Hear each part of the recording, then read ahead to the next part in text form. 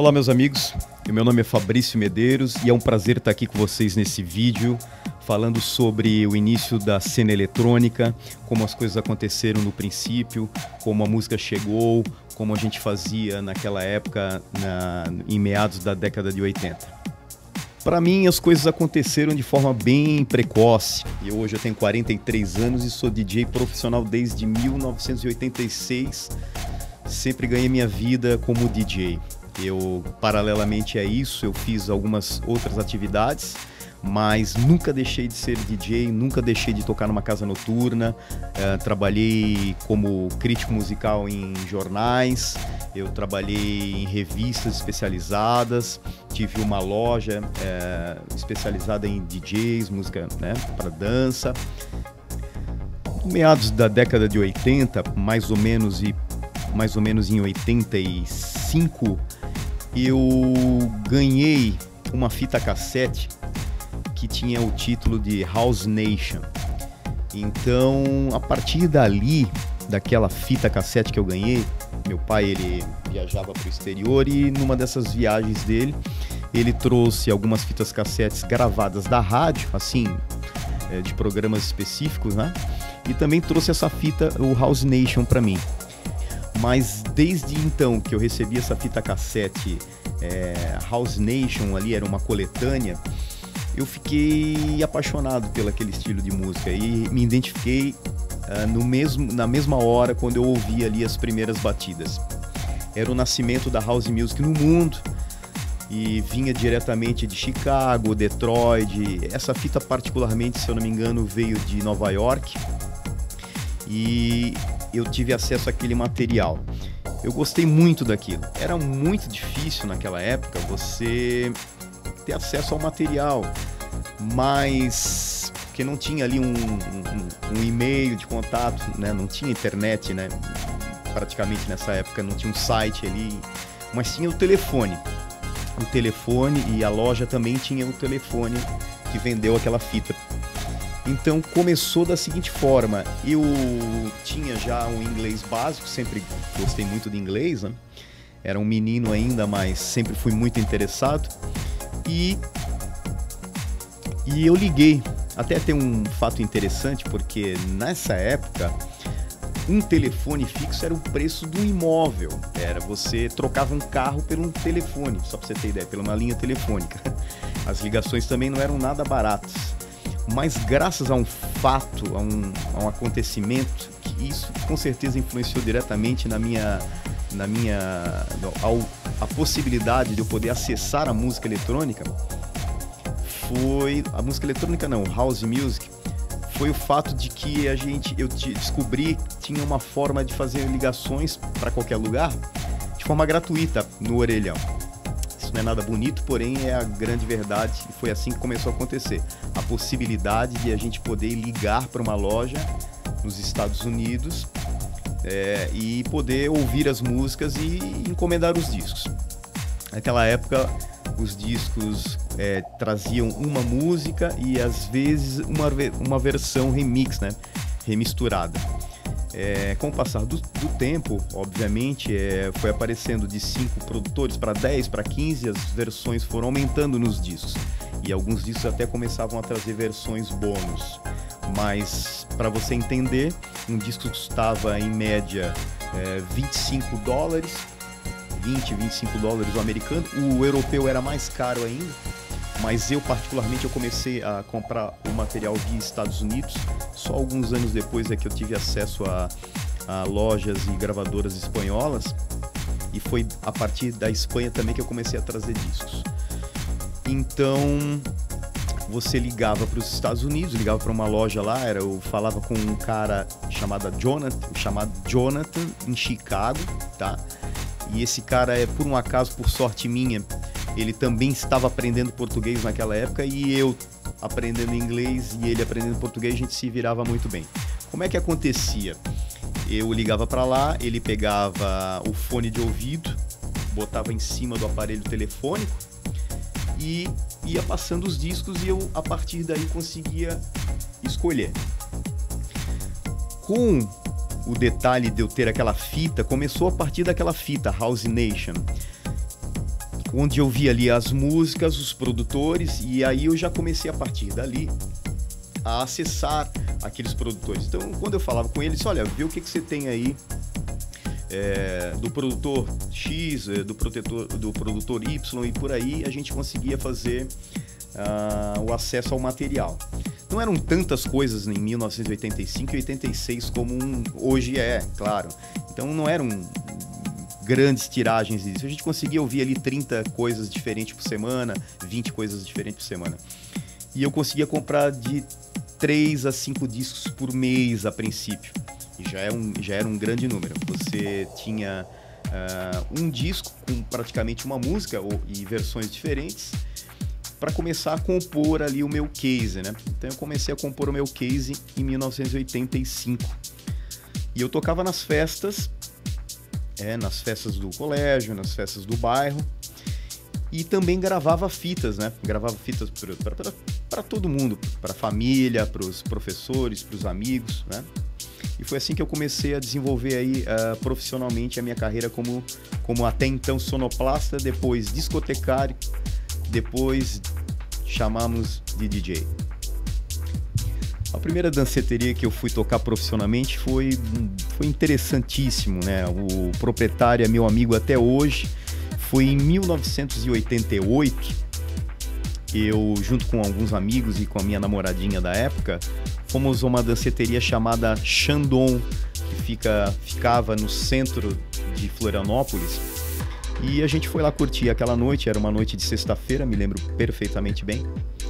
Só que naquela época, a música aqui particularmente era uma mistureba, por ser Florianópolis, é uma cidade litorânea, então o surf music predominava completamente. E o rock and roll, claro, né? Então o cara tocava uma Madonna, um Eric Clapton, um Rolling Stones, e de repente lá no meio ele conseguia botar uma música, um house, um inner city, algo do gênero, né? A minha namorada daquela altura chegou e perguntou pelo proprietário da casa e teve acesso a ele. E pediu para conversar com ele, o que foi? Então, é o seguinte, é engraçado. Ela chegou, olha, esse rapaz aqui, o Fabrício, ele é DJ há muito tempo. Eu era um menino magrinho e coisa e tal. E ele faz um som muito bacana, de repente até serve para botar aqui na danceteria, vai ser bem legal.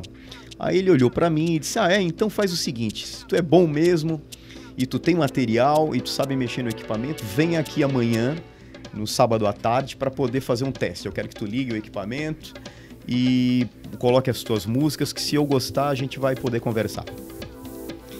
Eu tinha 16 anos de idade. Eu fui, o meu case era uma caixa de papelão. Eu fui lá, era aquela muralha de amplificadores atrás, 2 toca-discos e um mixer. Os toca-discos, por um acaso, ainda não eram os Technics, que eram os toca-discos profissionais que a gente usava naquela época e até hoje em dia. Eram 2 toca-discos da Gradiente. E beleza, eu fui lá, liguei o equipamento e comecei a trocar as músicas. Já desde cedo eu tinha aquela necessidade, gostava de que a música não acabasse e aí entrasse outra, como era na rádio, como alguns DJs faziam. E eu já tinha aquela manha de poder segurar no meio, no centro do prato, para poder diminuir a velocidade, ou até mesmo ajudando com a mão para a velocidade se equiparar e você fazer uma mistura de uma música para outra. E ele achou super interessante ouvindo isso e também ouvindo aquelas músicas bacanas que eu tinha trazido, né? De fora, com versões bem dançantes, versões exclusivas feitas para a pista de dança.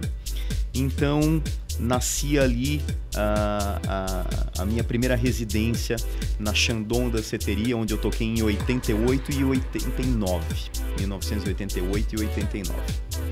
E foi assim que começou a desenvolver ali a minha profissão, tocando nessa danceteria. Logo em 1989, eu fui convidado pelo coordenador da Rádio Musical FM 101,7, atualmente é a Jovem Pan aqui em Florianópolis, e ele vai ver esse vídeo, vai lembrar bem. foi uma festa que teve na danceteria que eu era o DJ. E ele ouviu as músicas, aqueles singles todos que eu tinha, e ele adorou aquilo e teve a ideia de fazer o primeiro programa misturado ao vivo, né? Misturado ao vivo, na rádio aqui em Santa Catarina. Não havia nenhum. Então a gente começou a partir dali a fazer o programa que se chamou DJ Mix, e é todo sábado ao ar das 6 às 8. Foi muito bacana, foi ali realmente o boom da minha carreira, já assim com poucos anos de idade, né? A minha carreira deslanchou de uma forma impressionante. Mesmo porque os outros lugares não tocavam isso, essa música entrou com força total aqui, as pessoas aderiram, né? Sempre ouvia-se Florianópolis, uma cidade com muito rock and roll, com muito surf music, e chegou aquela música, aquelas versões bacanas, e realmente a gente fez bastante sucesso. Foi super interessante porque a rádio musical naquela época era uma rádio que tinha ali uma participação do Ibope assim razoável, e começou a ter um boom na sua programação, porque começou a inserir bastante essas músicas na programação. E a gente conseguiu atingir um índice de 78%. O Jackson Amaral, que era o coordenador, vai ver esse vídeo, vai confirmar comigo. Foi maravilhoso. A gente conseguia ter 78% de Ibope no nosso horário, e foi bem legal. Com o sucesso do programa, e eu mixava aquilo ali, fazia as misturas ao vivo, eram 2 tocadiscos Technics que foram comprados especialmente para fazer esse programa, e era legal porque eu fazia a mistura na mesa de rádio. Então, para quem conhece, eu conhecia naquela época, o botão, o knob ali, o volume, com ele fechado você tinha a escuta. Quando você abria, só o que estava no ar. Então foi um desafio, foi bacana de fazer o programa. E com o sucesso dele, a gente criou também uma festa chamada o Point da Musical. Esse Point da Musical eram todos os finais de semana. Eu e o coordenador, com uma mochila nas costas, os discos e também fitas cassete, só para você ter ideia. Hoje você toca com o computador, toca com CDs, tem sempre ali um backup, alguma coisa, né? Um CDJ preparado, um pendrive, alguma coisa. Naquela época, o meu backup era uma fita cassete, 2 na verdade, com as músicas que eu estava tocando naquela semana. A gente tocava com vinil, caso quebrasse uma agulha ou os tocadiscos não fossem legais, a gente usava fita cassete. Muitos clubes que eu fui tocar, só para você ter ideia, naquela época, no início, era um mixer e 2 tape decks.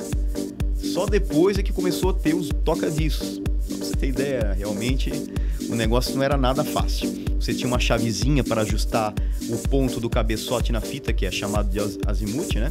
Então a gente andava com aquela fita cassete e ainda também levava aquela chavezinha para poder acertar o ponto do cabeçote para a qualidade da fita ficar legal. E foi muito interessante, a gente tocou em diversos clubes mesmo, daqui do estado de Santa Catarina. Foram para lá de 200 clubes.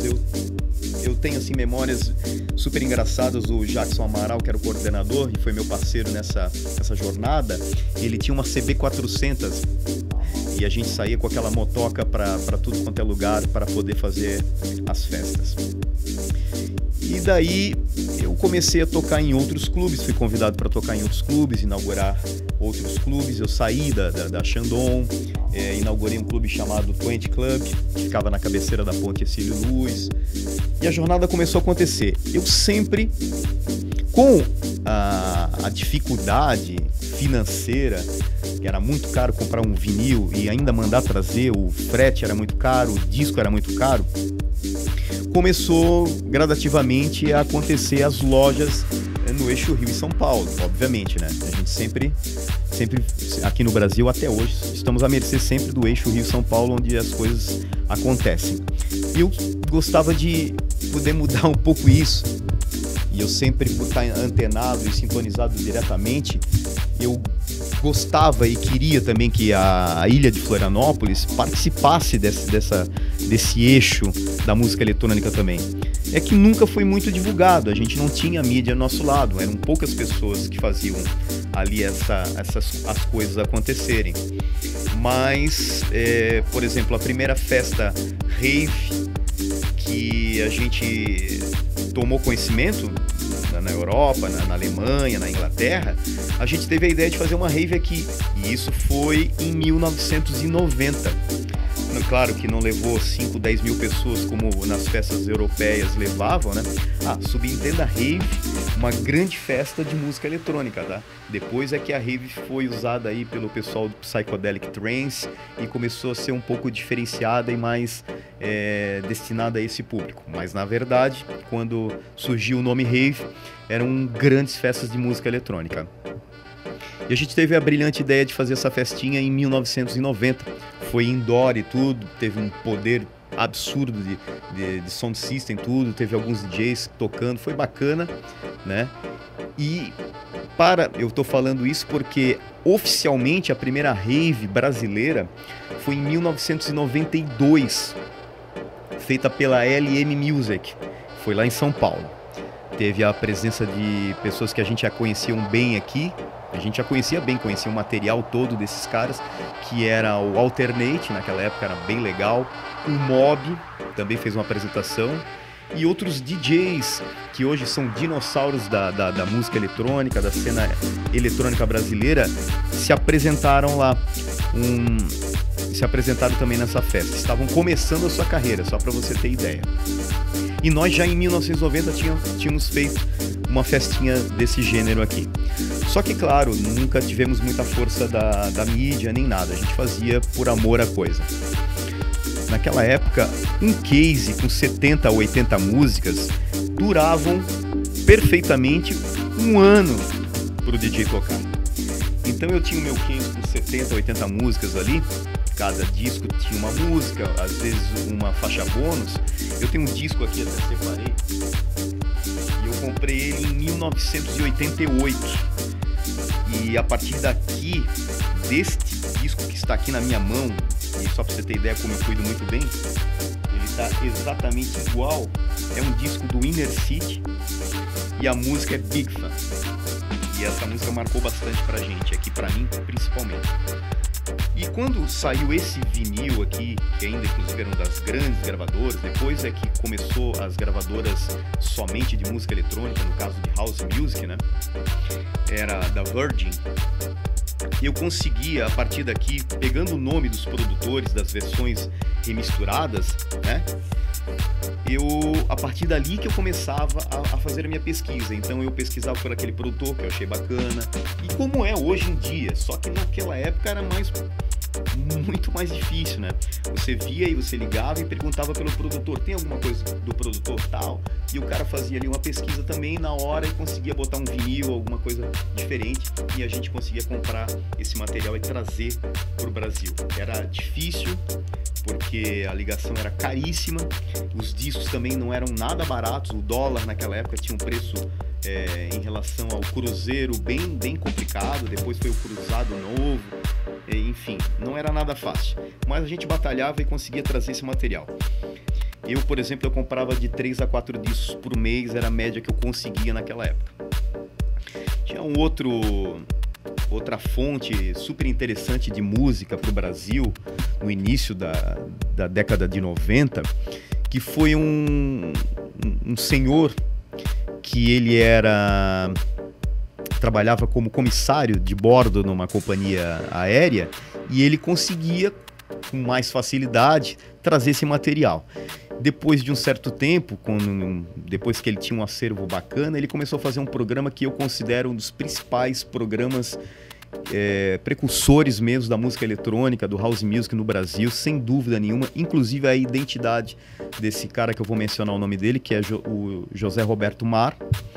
Ele conseguiu trazer para o Brasil muita música alternativa, muita música que acontecia lá, através dessa facilidade que ele tinha sendo comissário, trazendo esse material para a própria discografia dele. E ele fazia um programa chamado Novas Tendências, na Rádio Cidade, ou se eu não me engano, começou na Rádio Cidade e ficou por ali. E era um programa super interessante, que influenciou diretamente o programa que eu fiz em 1989, que era o DJ Mix Discos. O dele era um programa de música, apresentava músicas. O meu já era um programa que, além de apresentar as músicas, era misturado ao vivo. Então também tinha esse detalhe. E foi uma das coisas super interessantes para nós, DJs, e todo mundo que fazia pesquisa naquela época, tinha como referência o material que o José Roberto Mar trazia nessas viagens que ele fazia e nessas pesquisas, e também com o grande conhecimento que ele tinha e tem até hoje, muito mais.